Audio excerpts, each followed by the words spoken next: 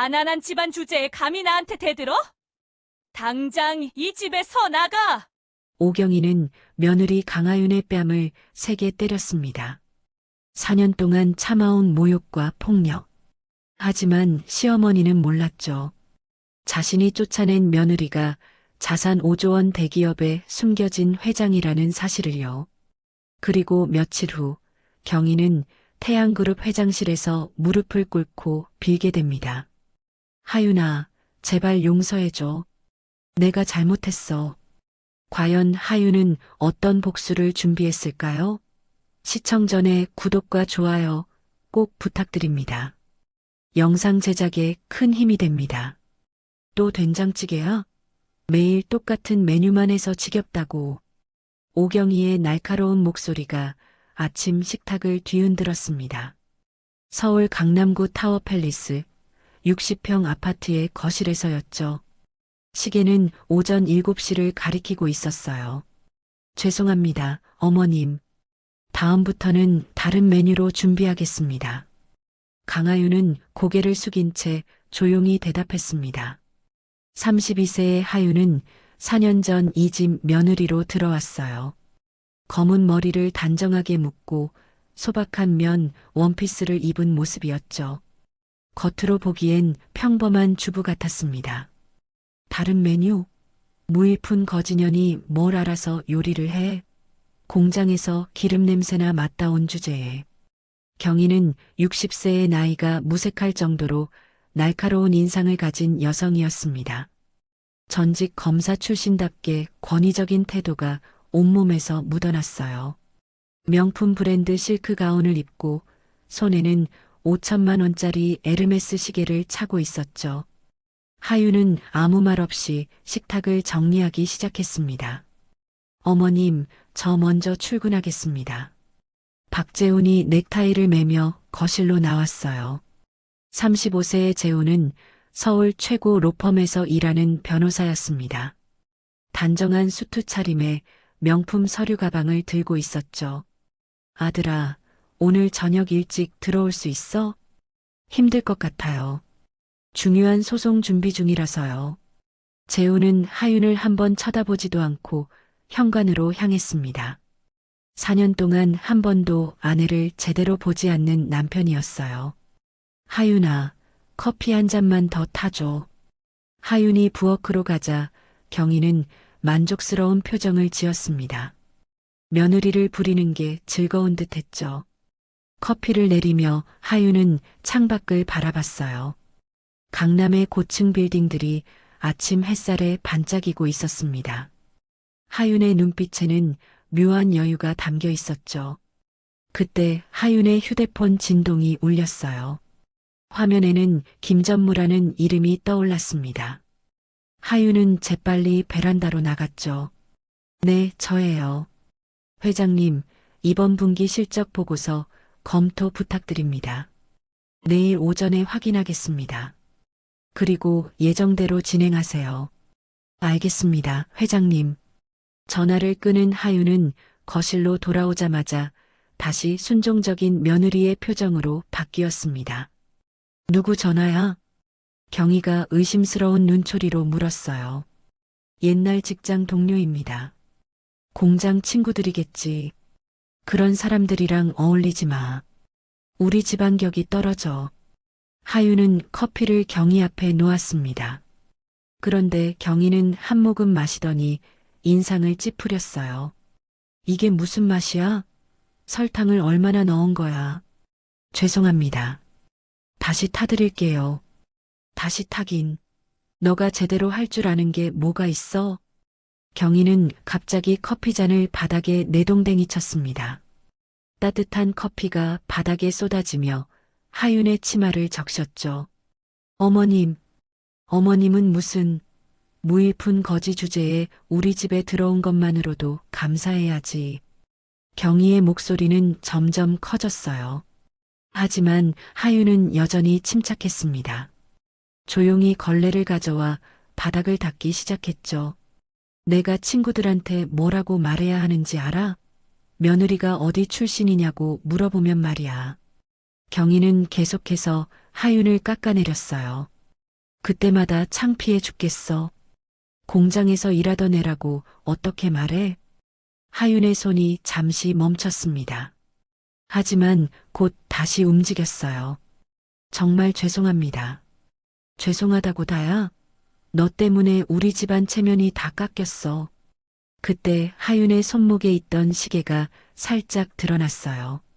경희는 그걸 놓치지 않았습니다. 그 시계 어디서 났어? 선물 받았습니다. 누가 줬는데? 친구가 기념으로 줬어요. 경희는 그 시계를 유심히 봤어요. 뭔가 고급스러워 보였거든요. 하지만 공장 친구가 줄 리 없다고 생각했죠. 짝퉁이겠지. 진짜 명품은 비싸거든. 하윤은 아무 말도 하지 않았어요. 오후가 되자 경희는 백화점에 가겠다며 나갔어요.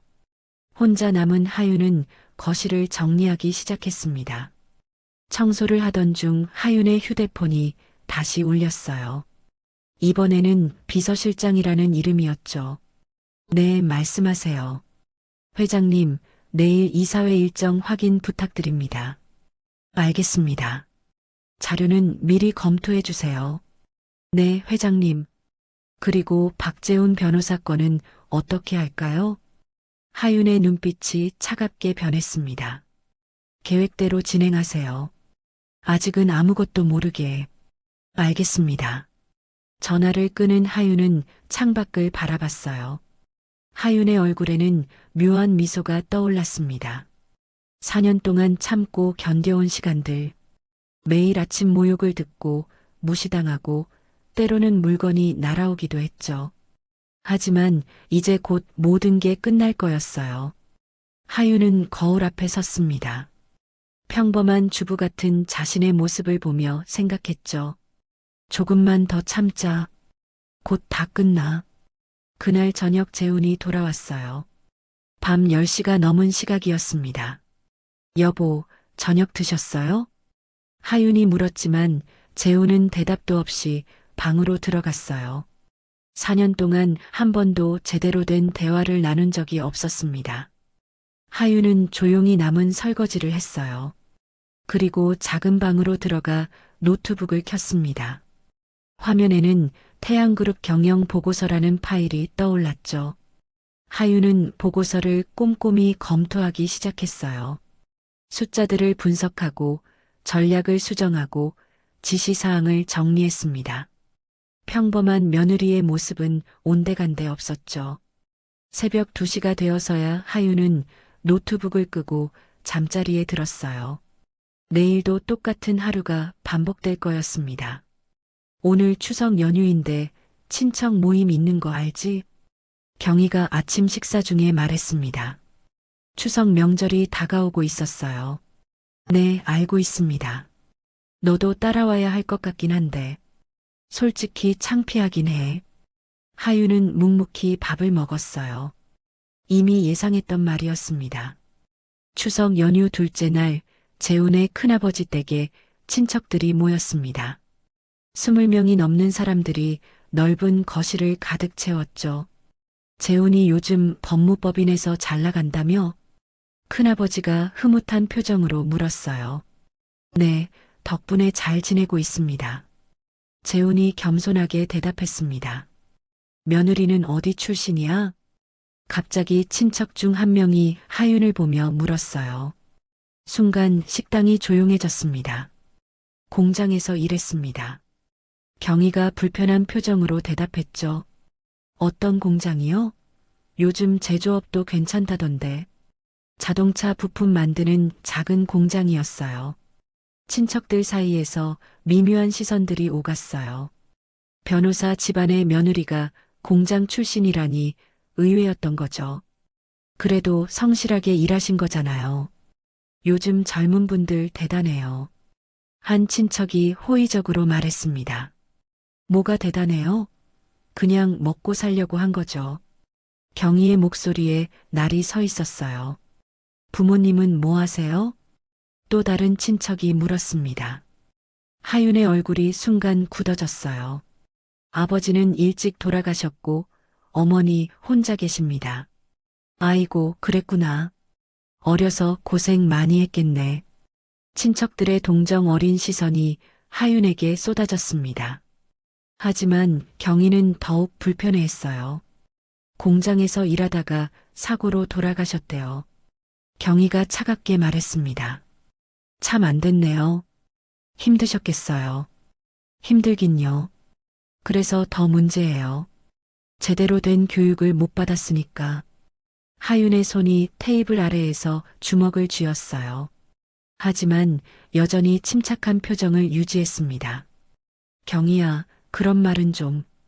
큰아버지가 말리려 했지만 경희는 멈추지 않았어요. 왜요? 사실인데. 가진 것 하나 없는 집에서 굶어 죽은 여편네가 뭘 가르쳤겠어요? 그 순간 하윤이 젓가락을 내려놓았습니다. 모든 사람들이 하윤을 바라봤어요. 어머님. 하윤의 목소리는 처음으로 또렷했습니다. 왜? 내가 뭘 잘못 말했어? 선을 넘으셨습니다. 뭐? 지금 나한테 대들어? 경희의 얼굴이 붉어졌어요. 저를 무시하는 건 참을 수 있습니다. 하지만 돌아가신 제 어머니를 모독하시면 안 됩니다. 하윤의 목소리는 떨렸지만 확고했어요. 친척들은 놀란 표정으로 두 사람을 바라봤습니다.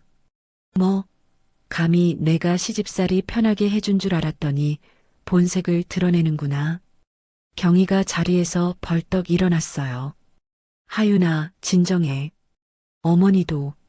재훈이 말리려 했지만 경희는 이미 통제 불능이었습니다. 무일푼 거지년 주제에 감히 나한테 대들어? 경희는 하윤에게 다가갔어요. 그리고 갑자기 하윤의 뺨을 세게 때렸습니다. 짝!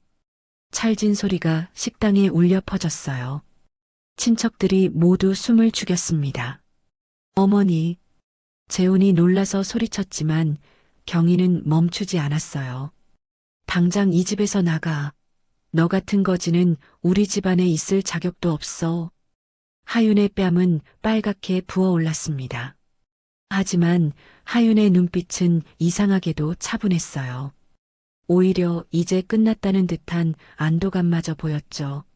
알겠습니다. 원하시는 대로 하겠습니다. 하윤은 천천히 일어났어요. 뺨을 만지지도 않고 눈물도 흘리지 않았습니다. 하윤아, 잠깐만. 재훈이 막으려 했지만 하윤은 고개를 저었어요.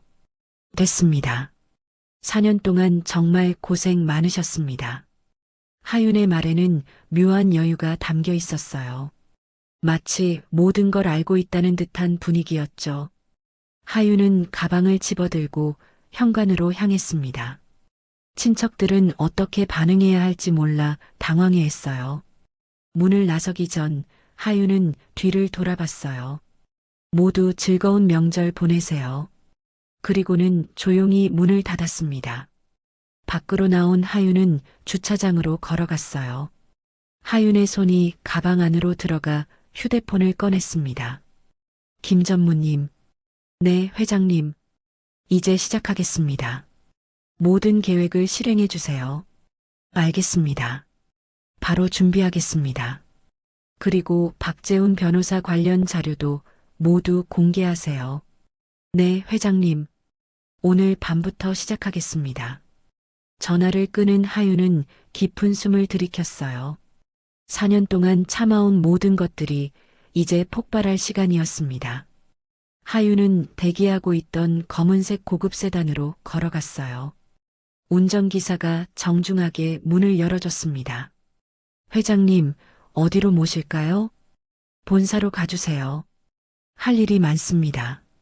차가 출발하자 하윤은 창밖을 바라봤어요.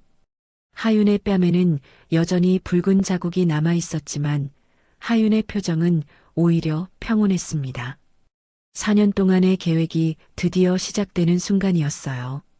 그날 밤 경희의 집에서는 심각한 분위기가 흘렀습니다. 어머니, 너무 심하신 거 아니에요? 재훈이 조심스럽게 말했어요. 심하긴 뭐가 심해? 거지년이 감히 나한테 대들었잖아. 그래도 뺨을 때리시면. 뭐, 네가 지금 아내 편을 들어? 경희의 목소리는 여전히 날카로웠습니다. 그게 아니라 재훈의 휴대폰이 갑자기 울렸어요. 화면에는 로펌 대표의 이름이 떠 있었습니다. 네, 대표님. 재훈 변호사, 지금 당장 사무실로 나올 수 있어요? 지금요? 무슨 일이신데요? 급한 일이에요. 최대한 빨리 와주세요. 전화가 끊어진 후 재훈은 불안한 표정을 지었어요. 어머니, 저 급히 사무실에 가봐야 할 것 같아요. 이 밤에 무슨 일이야? 잘 모르겠어요. 대표님이 급하게 오라고. 재훈은 서둘러 나갔습니다. 경희는 혼자 남아 소파에 앉았어요. 그날 밤 태양그룹 본사 50층 회장실에서는 하윤이 여러 서류를 검토하고 있었습니다. 회장님, 모든 준비 완료됐습니다. 김 전무가 보고했어요. 박재훈 변호사 관련 자료는 4년 전 우리 비서실장과의 대화 녹음, 이메일 기록, 계약서 초안까지 모두 준비됐습니다. 좋아요. 내일 아침 각 언론사에 배포하세요. 네, 회장님. 그리고 로펌 대표에게는 이미 통보했습니다. 지금쯤 박재훈 변호사를 부르고 있을 겁니다. 오경혜 씨 관련해서는 부티크 건물주에게 연락했습니다. 내일부터 임대료 3배 인상 통보가 들어갈 겁니다. 완벽하네요. 회장님, 이렇게 하시는 게 맞을까요? 김 전무가 조심스럽게 물었습니다. 4년 동안 매일 모욕당하고 무시당하고 오늘은 뺨까지 맞았어요. 이제 그만 참아야죠. 하윤의 목소리는 단호했어요. 알겠습니다. 그럼 계획대로 진행하겠습니다. 김 전무가 나간 후 하윤은 혼자 남았습니다. 하윤은 거울에 비친 자신을 바라봤어요. 붉게 부은 뺨을 보며 생각했죠. 이제 진짜가 시작이야. 다음 날 아침 재훈은 새벽에 겨우 집에 돌아왔습니다. 얼굴이 창백했어요. 무슨 일이야? 왜 이렇게 늦었어? 경희가 거실에서 기다리고 있었습니다. 어머니, 큰일 났어요. 무슨 큰일? 로펌 최대 고객사 5곳이 동시에 계약 해지를 통보했대요. 경희의 표정이 굳어졌어요. 왜? 무슨 이유로? 그걸 저도 모르겠어요. 갑자기 상부 지시라고만. 재훈은 소파에 주저앉았습니다. 설마 하윤이 때문은 아니겠지? 그럴 리가요. 하윤이가 뭘 할 수 있겠어요? 두 사람은 아직 아무것도 모르고 있었어요. 그날 오후 경희는 자신이 운영하는 부티크로 출근했습니다. 명동 한복판의 고급 상가였죠. 사장님, 건물주에게서 연락 왔어요. 직원이 긴장한 표정으로 말했습니다. 무슨 연락? 임대료를 3배로 올린다고요. 아니면 다음 달까지 나가라고. 뭐? 갑자기? 경희는 즉시 건물주에게 전화를 걸었어요. 임대료를 갑자기 왜 올리는 거예요? 계약서에 그런 조항 없잖아요. 죄송하지만 건물주가 바뀌었습니다. 새 건물주의 방침이에요. 새 건물주? 누구요? 그건 말씀드릴 수 없습니다. 전화가 끊어졌어요. 경희는 어안이 벙벙했습니다. 며칠 후 재훈과 경희는 각각 더 큰 타격을 받았어요. 재훈 변호사님, 저희 회사도 계약을 해지하겠습니다. 왜요? 제가 뭘 잘못했나요? 상부 지시입니다. 더 이상은 말씀드릴 수 없고요. 한 주가 지나자 재훈의 고객사는 거의 다 떠났습니다. 로펌 대표는 재훈을 불러 심각한 표정으로 말했어요. 재훈 변호사, 도대체 무슨 일이에요? 우리 로펌 최대 고객들이 다 떠나고 있어요. 저도 모르겠습니다. 이해가 안 가요. 뭔가 문제가 있는 거 아니에요? 개인적으로 실수한 거라도? 절대 아닙니다. 재훈은 필사적으로 부인했지만 대표의 눈빛은 차가웠어요. 당분간 쉬는 게 어때요? 상황이 정리될 때까지. 그건 사실상 정직 아닙니까? 조용히 하는 게 서로 좋을 것 같습니다. 재우는 무거운 발걸음으로 사무실을 나왔어요. 같은 시각 경희는 더 황당한 경험을 하고 있었습니다. 오랜 단골 고객들이 하나둘씩 연락을 끊기 시작한 거예요. 사장님, 죄송한데 다른 데서 옷 사려고요. 왜요? 제가 뭘 잘못했나요? 아니에요.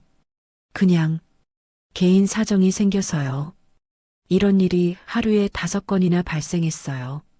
경희는 뭔가 이상하다고 느꼈습니다. 그날 저녁 경희는 고급 레스토랑에서 친구들과 만나기로 했어요. 기분 전환이 필요했거든요. 레스토랑에 들어서자 경희는 눈이 휘둥그레졌습니다. 멀리서 익숙한 뒷모습이 보였거든요. 하윤이었어요. 하지만 며칠 전과는 완전히 다른 모습이었습니다. 하윤은 명품 재킷을 입고 있었어요. 목에는 까르띠에 주얼리가 걸려 있었고 머리는 전문 미용실에서 한 듯 완벽하게 스타일링되어 있었죠. 더 놀라운 건 하윤과 함께 있던 사람들이었어요. 한국의 대표적인 재벌 회장 3명이 하윤과 함께 식사를 하고 있었습니다. 다음 분기 기업 인수권은 제가 직접 진행하겠습니다. 하윤의 목소리가 또렷하게 들렸어요. 당당하고 카리스마 넘치는 목소리였습니다. 역시 강 회장님은 다르시네요. 그 나이에 벌써 이런 큰 건을 진행하시다니. 한 회장이 감탄하며 말했어요. 경희는 숨어서 이 모든 장면을 지켜봤습니다. 믿을 수 없었어요. 저게 정말 며칠 전까지 자신의 며느리였던 하윤이 맞나 싶었죠. 회장님, 차가 준비됐습니다. 정장을 입은 비서가 하윤에게 다가와 말했어요. 알겠습니다. 그럼 회장님들, 다음 주에 뵙겠습니다. 하윤은 우아하게 일어나 인사했습니다. 그 모습은 완벽한 재벌가 상속녀 그 자체였어요. 경희는 급히 친구들에게 돌아갔습니다. 미안, 나 급한 일 생겨서 먼저 가야 할 것 같아. 왜? 무슨 일이야? 나중에 얘기할게. 경희는 레스토랑을 뛰쳐나갔어요. 하윤이 탄 차를 따라가려 했지만 이미 사라진 후였습니다. 집으로 돌아온 경희는 재훈에게 오늘 있었던 일을 말했어요. 말도 안 돼요. 하윤이가 재벌 회장들과? 그럴 리 없어요. 내가 직접 봤다고. 완전히 다른 사람이었어. 그래도 어머니가 착각하신 거 아니에요? 착각이 아니야. 분명히 하윤이었어. 두 사람은 혼란스러웠어요. 며칠 전까지만 해도 무일푼 며느리였던 하윤이 갑자기 재벌 회장처럼 행동한다니 이해가 안 됐죠. 다음 날 아침 더 충격적인 일이 벌어졌습니다. 경희가 아침 뉴스를 보고 있는데 화면에 익숙한 얼굴이 나타났어요. 태양그룹이 오늘 신임 회장 취임식을 개최합니다. 고 강태양 회장의 손녀인 강하윤 씨가 3대 회장으로 경희는 리모컨을 떨어뜨렸습니다. 화면에는 하윤이 당당하게 연단에 서 있었어요. 검은색 정장을 완벽하게 차려입고 수백 명의 임직원 앞에서 취임사를 하고 있었죠. 어머니, 저것 좀 보세요. 재훈이 거실로 뛰어왔어요. 저게 하윤이야? 네. 분명히 하윤이에요. 두 사람은 멍하니 TV를 바라봤습니다. 저는 지난 4년간 고 강태양 회장의 유언에 따라 진짜 세상을 배우는 시간을 가졌습니다. 하윤의 목소리가 회의장에 울려 퍼졌어요. 일반인으로 살면서 사회의 다양한 모습을 경험했고 많은 것을 배웠습니다. 경희의 얼굴이 새하얘졌어요. 특히 사람을 어떻게 대해야 하는지, 진정한 존중이 무엇인지 배웠습니다. 하윤의 말 한마디 한마디가 경희의 가슴에 비수처럼 꽂혔습니다. 앞으로 태양그룹은 모든 사람을 존중하는 기업 문화를 만들어 가겠습니다. 출신이나 배경이 아닌 실력과 인격으로 평가받는 회사를 만들 것입니다. TV를 끈 후 거실은 무거운 침묵에 잠겼어요.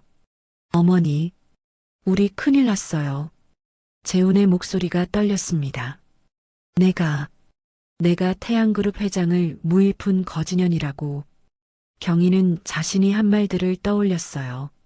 매일 아침 모욕하고 무시하고 급기야 뺨까지 때렸던 일들이. 그리고 재훈은 또 다른 사실을 깨달았어요. 어머니, 로펌 고객들이 떠난 것도 부티크 임대료가 오른 것도 모두 하윤이 짓이라는 거지. 두 사람은 서로를 바라봤습니다. 이제 모든 게 명확해졌어요.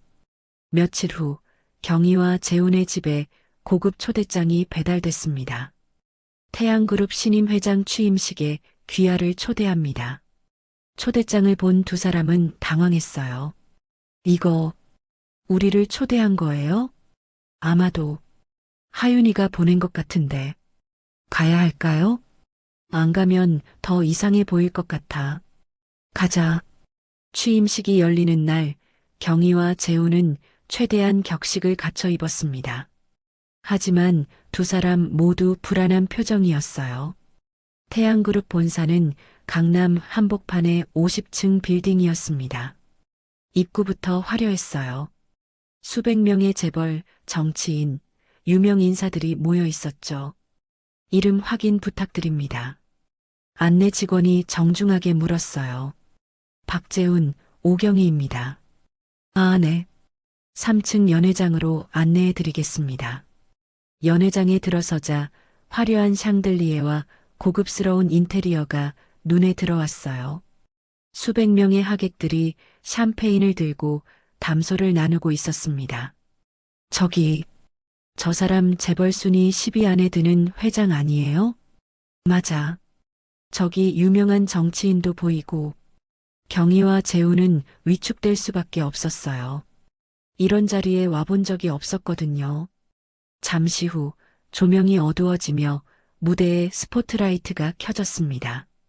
태양그룹 3대 회장 강하윤님을 모시겠습니다.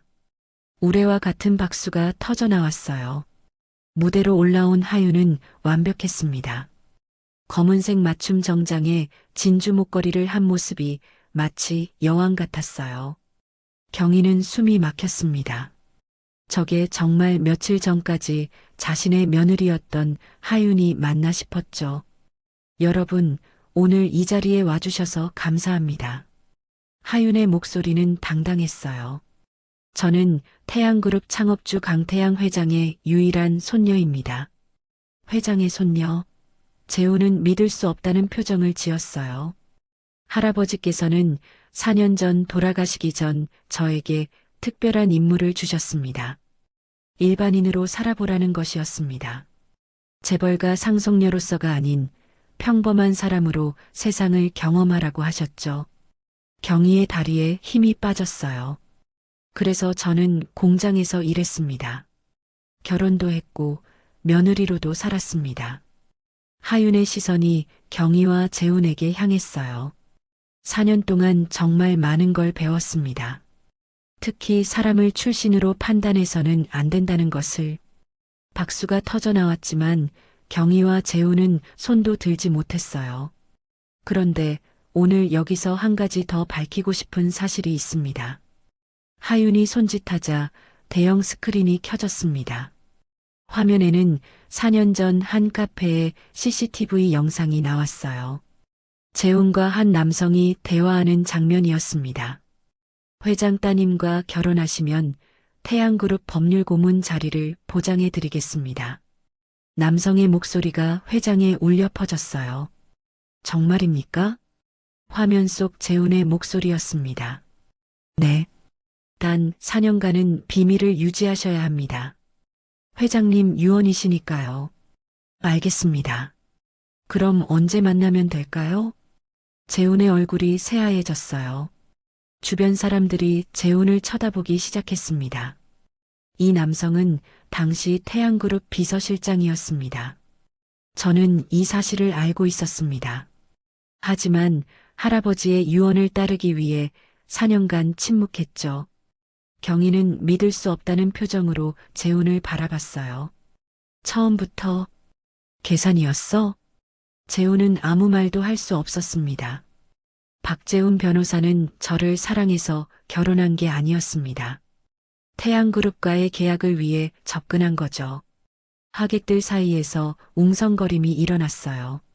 4년 동안 저는 무일푼 거지년이라는 모욕을 들었습니다.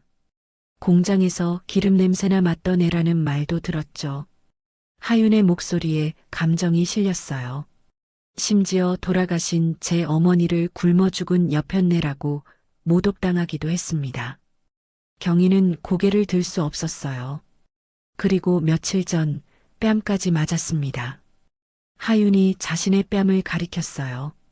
아직도 희미한 자국이 남아 있었습니다.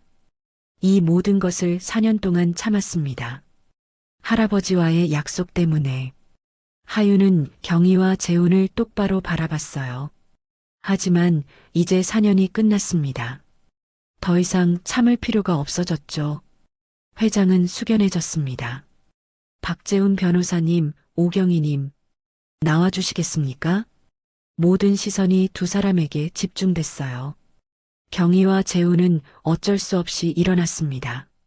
앞으로 나오세요.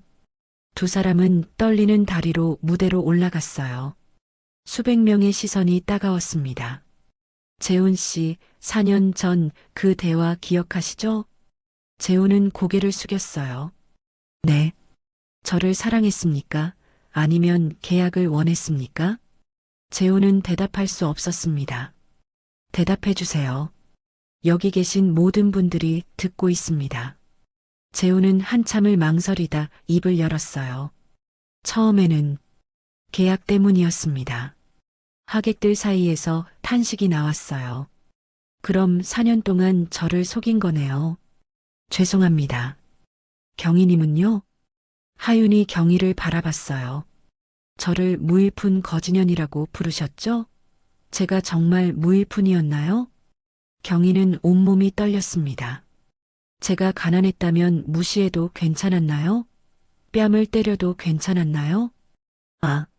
아니. 그럼 왜 그러셨습니까? 경희는 대답할 수 없었어요. 사람을 출신으로 판단하셨기 때문이죠. 공장 출신이라고 가난하다고 무시하신 겁니다. 하윤의 말 한마디 한마디가 경희의 가슴에 박혔어요. 만약 제가 처음부터 태양그룹 회장이라고 말했다면 어떻게 하셨을까요? 경희는 고개를 들지 못했습니다.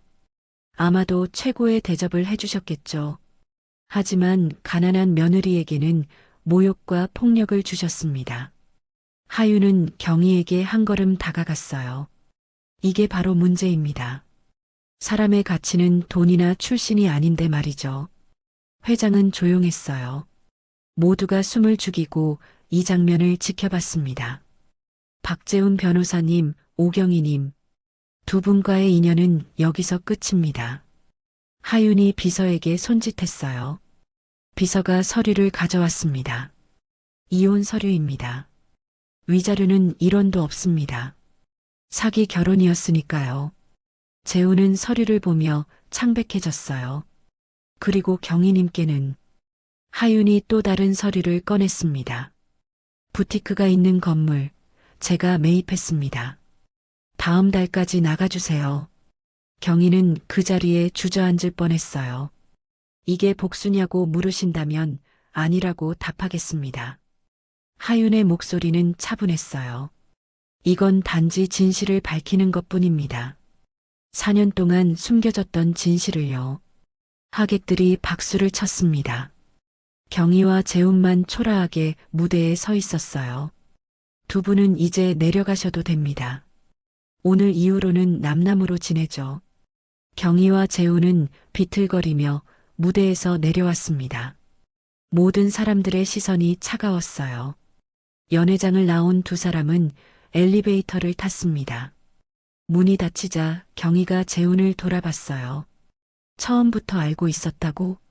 재훈은 고개를 숙였어요. 어떻게 나한테 말 안 할 수가 있어? 말할 수 없었어요. 계약 조건이었으니까. 계약? 결혼이 계약이야? 경희는 재훈의 멱살을 잡았습니다. 너 때문에 이렇게 망한 거야. 두 사람은 서로를 원망하며 집으로 돌아갔어요. 취임식 다음 날 아침, 경희는 잠을 설쳤어요. 어젯밤 일이 악몽 같았습니다. 어머니, 식사하세요. 재훈이 조심스럽게 말했지만 경희는 밥맛이 없었어요. 내가 태양그룹 회장한테 그런 짓을 했다니. 지금 와서 후회해봤자 소용없어요. 재훈도 절망적인 표정이었습니다. 그때 재훈의 휴대폰이 울렸어요. 로펌 대표였습니다. 네, 대표님. 재훈 변호사 사무실로 당장 나올 수 있어요? 지금 가겠습니다. 재훈이 로펌에 도착하자 대표실에는 이미 여러 파트너 변호사들이 모여 있었어요. 변호사님 앉으세요. 대표의 표정이 심각했습니다. 어제 태양그룹 관련 일 들었어요. 재훈은 고개를 숙였어요. 4년 동안 우리를 속였군요. 회장 따님과 결혼했으면서 말이에요. 죄송합니다. 죄송하다고 해결될 문제가 아니에요. 당신 때문에 우리 로펌이 큰 피해를 봤어요. 대표가 서류를 내밀었습니다. 변호사 협회에서 윤리 위반 조사가 시작됐어요. 재훈의 얼굴이 창백해졌어요. 그리고 태양그룹뿐 아니라 다른 대기업들도 우리와의 거래를 재검토하고 있습니다. 대표의 목소리는 차가웠어요. 재훈 변호사, 사표 내세요. 그게 서로에게 좋을 겁니다. 대표님, 당장 오늘까지 개인 물품 정리하고 나가세요. 재훈은 10년 동안 다닌 로펌에서 쫓겨났습니다. 짐을 싸며 동료들의 차가운 시선을 느껴야 했죠. 같은 시각 경희는 부티크로 출근했어요. 하지만 문 앞에 건물 관리인이 서 있었습니다. 사장님, 이거 받으세요. 뭔가요? 퇴거 통지서입니다. 이번 달 말까지 나가셔야 해요. 경희는 서류를 받아들었어요. 태양그룹 자산관리부라는 도장이 찍혀 있었습니다. 안에 들어가 보니 단골 고객들한테서 온 취소 문자가 수십 개였어요. 모두 같은 내용이었습니다. 죄송합니다. 앞으로는 다른 곳을 이용하겠습니다. 경희는 주저앉았어요. 20년 동안 운영한 부티크가 하루아침에 무너지고 있었습니다. 저녁에 재훈이 돌아왔을 때 두 사람은 서로 마주보며 한숨만 쉬었어요. 해고당했어요. 나도 가게 문 닫아야 할 것 같아. 침묵이 흘렀습니다. 어머니, 우리 하윤이한테 가서 빌어야 할 것 같아요. 빌어? 내가? 경희의 자존심이 상했어요. 다른 방법이 없어요. 이대로 가다간 정말 거지됩니다. 경희는 밤새 고민했어요. 하지만 다른 선택지가 없었습니다. 다음 날 아침 경희는 태양그룹 본사로 향했습니다. 초라한 차림이었어요. 명품 옷을 입을 기분도 아니었죠. 안녕하세요. 강하윤 회장님을 만나고 싶은데요. 안내 데스크 직원이 경희를 위아래로 훑어봤어요. 예약 있으신가요? 없는데. 정말 급한 일이에요. 죄송합니다. 예약 없이는 어려우세요. 제발이요. 시어머니인데. 아니, 전에 시어머니였는데. 직원의 표정이 미묘하게 변했어요. 어제 일을 알고 있는 눈치였습니다. 잠시만 기다려주세요. 직원이 어딘가에 전화를 걸었어요. 그리고 돌아와서 말했습니다. 회장님께서 로비에서 기다리라고 하셨습니다. 경희는 로비 의자에 앉았어요. 주변 사람들의 시선이 따가웠죠. 3시간째 되었을 때 엘리베이터에서 하윤이 내려왔어요. 완벽한 정장 차림에 여러 임원들을 거느린 모습이었습니다. 어머님, 여기서 뭐 하세요?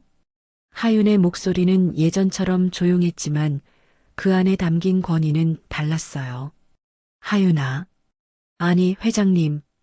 경희는 일어서며 떨리는 목소리로 말했습니다. 잠깐 얘기 좀 할 수 있을까? 하윤은 주변을 둘러봤어요. 회장실로 올라오세요. 두 사람은 엘리베이터를 탔습니다. 50층까지 올라가는 동안 어색한 침묵만 흘렀어요. 회장실 문이 열리자 경희는 숨이 막혔어요. 거대한 사무실, 고급스러운 가구, 그리고 한눈에 내려다 보이는 서울 전경. 앉으세요. 하윤은 책상 뒤에 앉았습니다. 경희는 반대편 의자에 조심스럽게 앉았어요. 무슨 말씀이세요? 하윤아, 우리가 정말 잘못했어. 경희의 목소리가 떨렸어요. 잘못했다고요? 4년 동안 너한테 그렇게 대한 거 정말 미안해. 미안하다고 해서 모든 게 해결될까요? 하윤의 목소리는 차가웠습니다. 나도 알아. 하지만 제발. 재훈이도 일자리 잃었고 내 가게도 망했어. 그래서요? 경희는 하윤의 냉정한 반응에 당황했어요. 제발 용서해줘. 다시는 그런 일 없을 거야. 다시는 그런 일이 없다고요? 어머님은 지금도 저를 진심으로 며느리라고 생각하세요? 경희는 대답하지 못했어요. 아니면 태양그룹 회장이라서 무서워서 그러는 거예요? 그게 아니라, 만약 제가 진짜 무일푼이었다면 어땠을까요? 지금처럼 찾아오셨을까요? 경희는 할 말이 없었습니다. 하윤의 말이 모두 사실이었으니까요. 어머님은 사람을 신분으로 판단하세요. 그런 분이 진심으로 반성한다고 믿기 어려워요.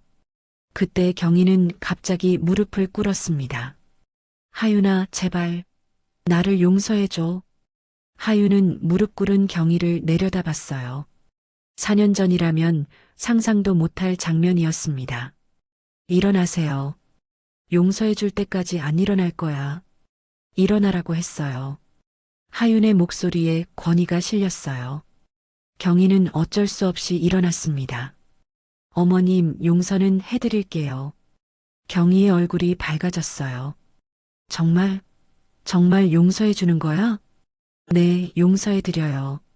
하지만 하윤은 잠시 말을 멈췄습니다. 관계 회복은 불가능해요.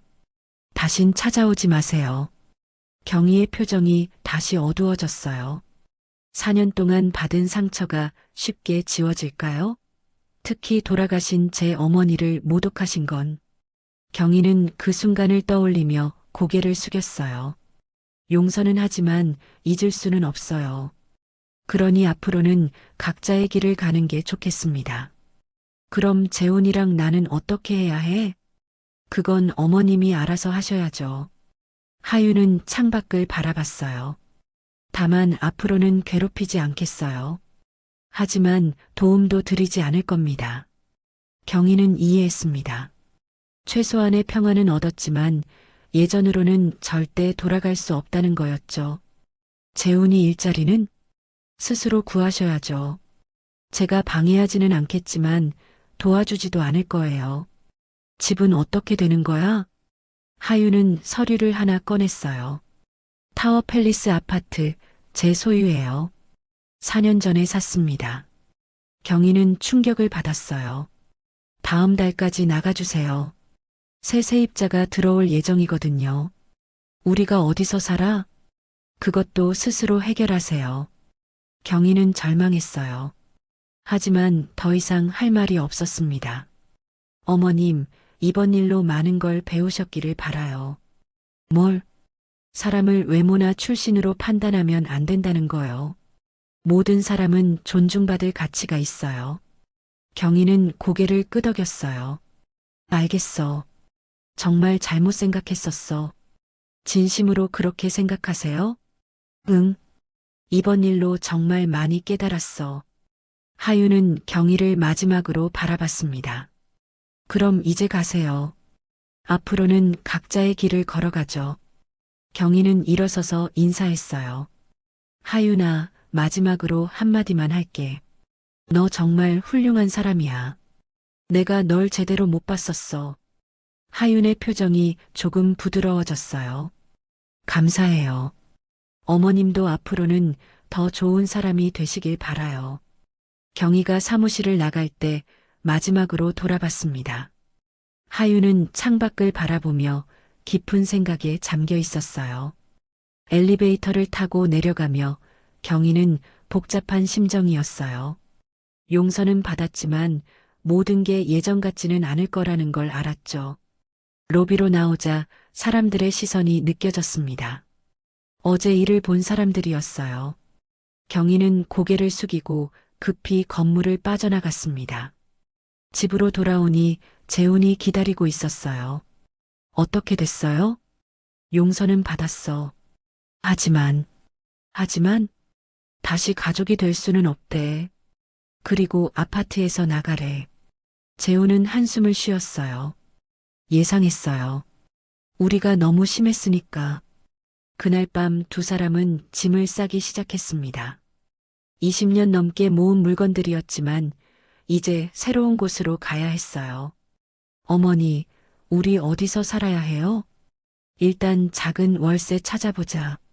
돈이 별로 없으니까. 경희는 자신의 명품 가방들을 바라봤어요. 이제 이런 건 사치였습니다. 며칠 후 두 사람은 작은 빌라로 이사했어요. 20평도 안 되는 좁은 공간이었습니다. 예전 60평과는 비교도 안 됐죠. 하지만 선택의 여지가 없었어요. 재훈은 작은 법무사 사무실에 취직했습니다. 월급은 로펌 시절의 절반도 안 됐어요. 경희는 시장에서 작은 반찬 가게를 시작했어요. 직접 반찬을 만들어 파는 일이었습니다. 처음에는 손님도 없고 힘들었어요. 하지만 경희는 포기하지 않았습니다. 한 달이 지나고 두 달이 지났어요. 경희와 재훈은 서서히 새로운 삶에 적응해 갔습니다. 그리고 처음으로 노동의 가치를 알게 됐죠. 4년 전 하윤이 느꼈을 그 힘듦을요. 3개월이 지난 어느 날 재훈에게 변호사 협회에서 공문이 왔습니다. 어머니, 큰일 났어요. 무슨 일이야? 변호사 자격 정지 3년이래요. 경희는 서류를 빼앗아 봤어요. 결혼 사기 및 윤리 위반이라는 내용이었습니다. 이게 다 하윤이 짓이야? 아니요. 협회 자체 조사예요. 하지만 하윤이가 증거를 제출한 건 맞아요. 재훈은 주저앉았어요. 법무사 일도 이제 할 수 없게 됐습니다. 같은 날 오후 경희의 반찬 가게에도 문제가 생겼어요. 사장님, 건물주가 오셨어요. 중년 남성이 가게로 들어왔습니다. 다음 달부터 임대료가 2배로 올라요. 갑자기요? 계약서에는 건물주가 바뀌었거든요. 새 주인 방침이에요. 경희는 알 것 같았어요. 또 하윤의 영향력이겠죠. 누가 샀는데요? 태양그룹 자산관리 자회사예요. 경희는 예상했지만 충격이었어요. 2배는 너무해요. 도저히 감당이 안 돼요. 그럼 다른 곳으로 이사 가세요. 경희는 선택의 여지가 없었습니다. 월세를 2배로 낼 여력이 없었거든요. 그날 저녁집에서 두 사람은 절망했어요. 이제 정말 끝이에요. 자격도 정지되고 가게도 문 닫아야 하고. 어떡하지? 정말 어떡해. 그때 경희의 휴대폰이 울렸어요. 오랜 친구였습니다. 경희야, 요즘 어떻게 지내? 그냥 그럭저럭. 친구의 목소리가 조심스러웠어요. 미안한데 당분간 연락하기 어려울 것 같아. 왜? 무슨 일이야? 그냥 여러 가지로 복잡해서. 혹시 하윤이 때문이야? 친구는 대답하지 않았지만 침묵이 답이었어요. 경희야, 내 입장도 좀 이해해줘. 나도 사업하는 사람이라. 전화가 끊어졌습니다. 경희는 휴대폰을 내려놓았어요. 친구들도 다 떠나가네. 며칠 후 더 충격적인 일이 벌어졌어요. 경희가 은행에서 대출을 받으려 했는데 거절당한 겁니다. 죄송하지만 대출이 어렵습니다. 왜요? 제 신용등급 문제 없는데요. 다른 사유가 있습니다. 자세한 건 말씀드리기 어렵고요. 경희는 알았어요. 또 하윤의 영향력이겠죠. 집으로 돌아오는 길에 경희는 태양그룹 본사 빌딩을 지나갔어요. 거대한 건물이 하늘을 찌를 듯 솟아 있었습니다. 그날 밤 경희는 결심했습니다. 다시 한번 하윤을 찾아가기로요. 다음 날 아침 경희는 또 태양그룹으로 향했어요.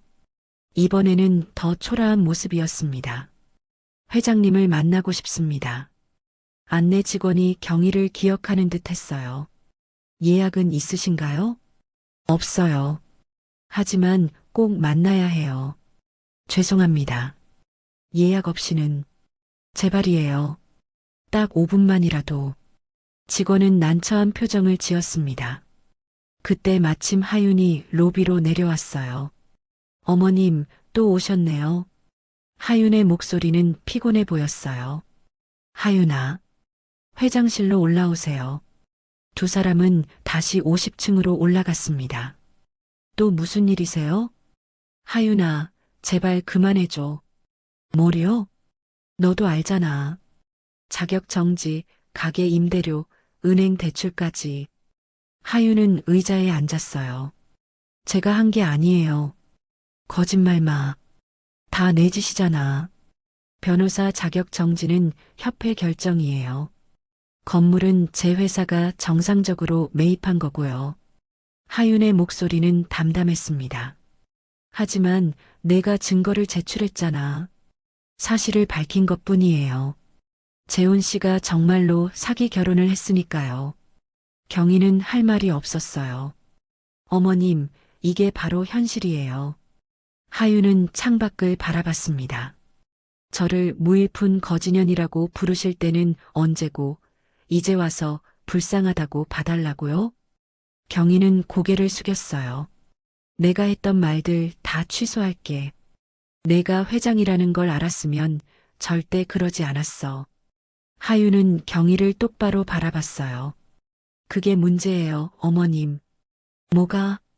제가 가난했을 때도 존중받아야 할 인간이었는데 회장이어서 존중받는 게 아니라요. 경희는 그제야 깨달았습니다. 자신의 문제가 무엇이었는지를요.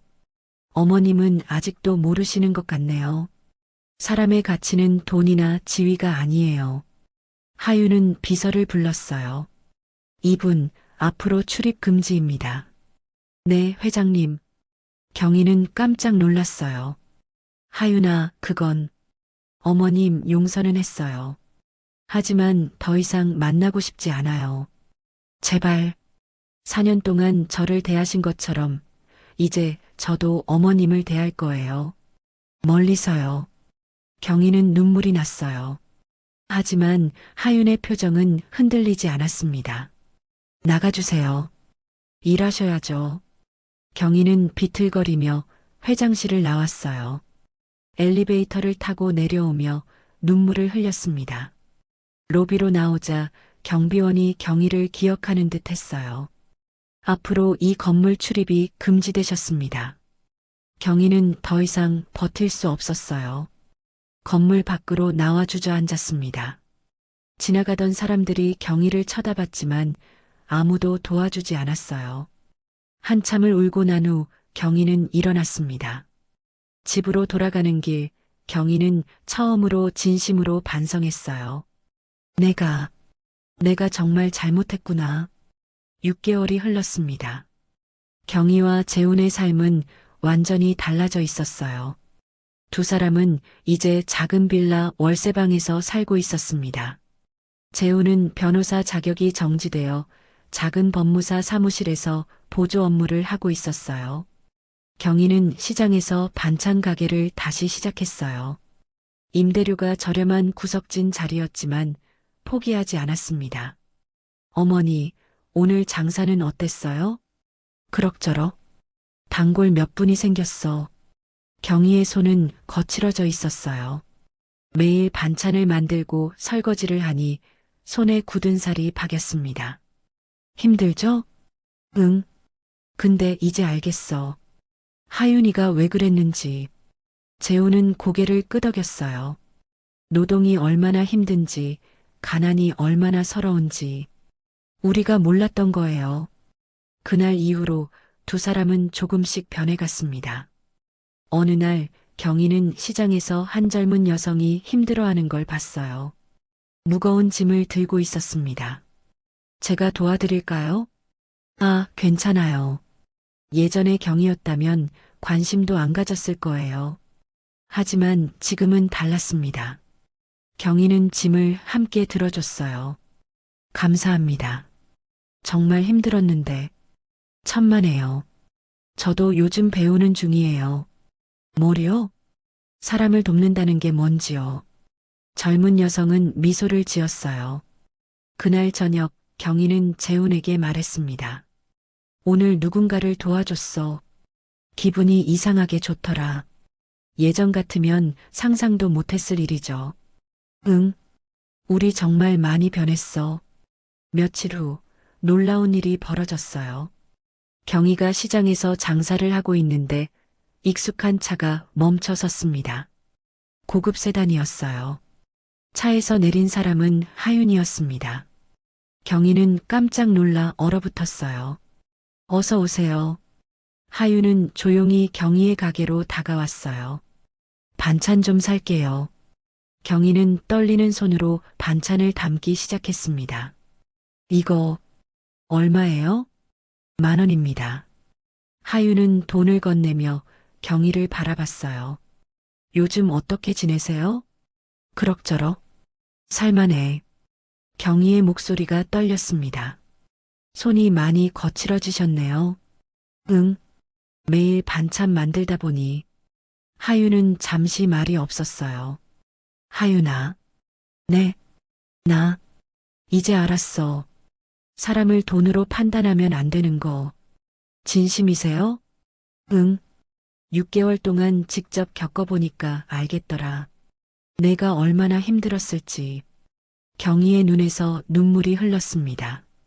매일 무시당하고 모욕당하고 그게 얼마나 아픈지 이제야 알았어.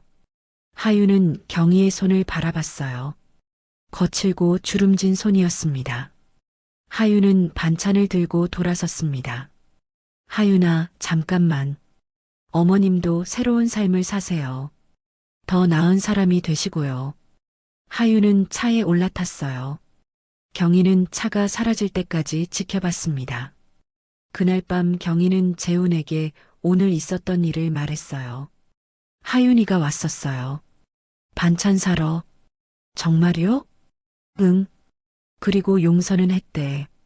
하지만 가족은 안 된다고. 재훈은 고개를 끄덕였어요. 당연하죠. 우리가 너무 심했으니까. 그래. 근데 이상하게 마음이 편해지더라. 왜요? 적어도 진심으로 용서는 받은 것 같아서. 두 사람은 서로를 바라봤어요. 어머니, 우리 이제 진짜 열심히 살아요. 하윤이한테 보여주게. 응. 우리가 정말 변했다는 걸 보여주자. 그날부터 두 사람은 더욱 성실하게 살았습니다. 경희는 매일 새벽 4시에 일어나 반찬을 만들었어요. 정성스럽게 만든 반찬은 단골 손님들에게 좋은 반응을 얻었습니다. 재훈도 법무사 사무실에서 열심히 일했어요. 보조 업무지만 최선을 다했습니다. 3개월이 더 지났어요. 어느 날 경희의 가게에 젊은 며느리가 왔습니다. 시어머니에게 구박받는다며 눈물을 흘리고 있었어요. 사장님, 제가 뭘 잘못한 걸까요? 경희는 예전에 자신을 보는 것 같았어요. 아니, 예전에 하윤을 보는 것 같았습니다. 며느리분 잘못한 거 없어요. 하지만 시어머니가 맨날 무시하세요. 가난하게 자랐다고. 경희는 며느리의 손을 잡았어요. 돈이나 출신이 중요한 게 아니에요. 당신은 존중받아야 할 소중한 사람이에요. 며느리는 경희를 놀란 눈으로 바라봤어요. 저도 예전엔 우리 며느리한테 똑같이 했어요. 경희의 눈에서 눈물이 흘렀습니다. 그게 얼마나 잘못된 건지 이제야 알았어요. 너무 늦었지만 며느리는 경희의 진심을 느꼈어요. 절대 참지 마세요. 당당하게 사세요. 당신은 가치 있는 사람이니까. 며느리는 고맙다며 고개를 숙였습니다. 1년 후 태양그룹 본사 대회의실에서 기자회견이 열렸습니다. 수십 명의 기자들이 모인 가운데 하윤이 연단에 올랐어요. 오늘 가정폭력 피해자 자립지원재단 설립을 발표합니다. 이 재단은 가정폭력으로 고통받는 모든 분들을 돕습니다. 성별과 관계없이요. 기자 한 명이 손을 들었어요. 회장님, 특별한 계기가 있으신가요? 하윤은 잠시 숨을 고르고 말했습니다. 저도 4년 동안 시어머니에게 폭력을 당했습니다. 매일 모욕을 들었고 때로는 뺨을 맞기도 했어요. 기자들이 놀란 표정으로 메모를 했습니다. 하지만 참는 것이 미덕이 아니라는 걸 배웠습니다. 성별과 관계없이 모든 피해자가 보호받아야 해요. 모든 사람이 폭력으로부터 자유로워야 해요. 박수가 터져 나왔습니다. 법률 지원, 재정 지원, 심리 상담, 그리고 자립교육까지 모두 무료로 제공할 겁니다. 기자회견이 끝난 후 하윤은 회장실로 돌아왔어요. 비서실장이 보고했습니다. 회장님, 벌써 지원 신청이 100건 넘게 들어왔어요. 빠르네요. 꼼꼼히 검토해서 진짜 도움이 필요한 분들을 선정하세요. 네, 회장님. 그날 저녁 경희는 TV로 하윤의 기자회견을 봤습니다. 시어머니에게 폭력을 당했다는 하윤의 고백을 들으며 경희는 울었어요. 내가 정말 짐승만도 못한 놈이었구나. 재훈도 옆에서 침묵했습니다. 하윤이가 저런 큰일을 하는데 우리는 뭘 하고 있는 거야? 경희는 책상으로 가서 편지지를 꺼냈어요. 뭐 하세요? 편지 쓸 거야. 하윤이한테. 경희는 떨리는 손으로 편지를 쓰기 시작했습니다. 하윤아, 오늘 기자회견 봤어. 내가 나 때문에 얼마나 힘들었을지 이제야 제대로 알겠더라. 내가 너한테 한 짓들이 폭력이었구나. 사람이 아니었구나. 내가 용서해주지 않아도 괜찮아. 나는 평생 속죄하며 살겠다. 그리고 너처럼 누군가를 도우며 살고 싶어. 늦었지만 이제라도 제대로 된 사람이 되고 싶어. 하윤아, 정말 미안해. 편지를 다 쓴 경희는 봉투에 넣었어요. 어머니, 직접 전달하실 거예요? 아니, 우편으로 보낼 거야. 하윤이가 나보기 싫어할 테니까. 며칠 후, 하윤은 회장실에서 그 편지를 받았습니다. 천천히 읽어내려가며 하윤의 표정이 부드러워졌어요. 다 읽은 후 하윤은 창밖을 바라봤습니다. 서울의 야경이 아름다웠어요. 비서실장이 들어왔습니다. 회장님, 재단 첫 후원금이 들어왔어요. 얼마죠? 10억 원입니다. 익명 기부자시래요. 하윤은 고개를 끄덕였어요. 잘 됐네요. 더 많은 분들을 도울 수 있겠어요. 며칠 후 경희의 반찬 가게에 한 젊은 여성이 찾아왔습니다. 사장님, 저 며칠 전에 왔던 사람이에요. 아, 그때 그 며느리분? 네. 사장님 말씀 듣고 용기 내서 시어머니한테 당당하게 말씀드렸어요. 어떻게 됐어요? 처음엔 화내시더니 나중에 사과하시더라고요. 경희는 기뻤어요. 정말 잘 됐네요. 다 사장님 덕분이에요. 그래서 감사 인사드리려고 왔어요. 젊은 여성이 간 후 경희는 뿌듯했습니다.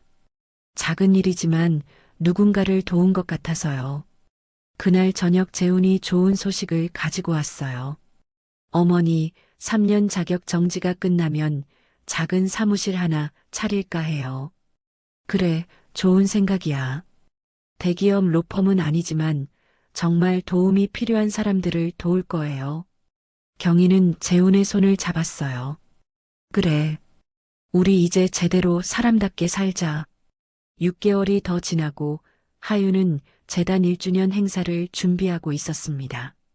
재단 1주년 행사 날 100명이 넘는 피해자들이 모였어요. 여러분, 1년 동안 정말 수고하셨어요. 폭력은 절대 정당화될 수 없어요. 성별과 관계없이 모든 사람은 존중받아야 해요. 회장님 덕분에 새로운 삶을 살게 됐어요. 정말 감사해요. 아니에요. 여러분이 용기를 내셨기 때문이에요. 행사가 끝난 후 하윤은 혼자 옥상으로 올라갔어요. 서울의 야경이 한눈에 들어왔습니다. 4년 전 공장에서 일하던 때를 떠올렸어요. 매일 모욕당하고 무시당하던 날들. 하지만 그 경험이 지금의 하윤을 만들었습니다. 그날 밤 경희는 작은 빌라에서 뉴스를 보고 있었어요.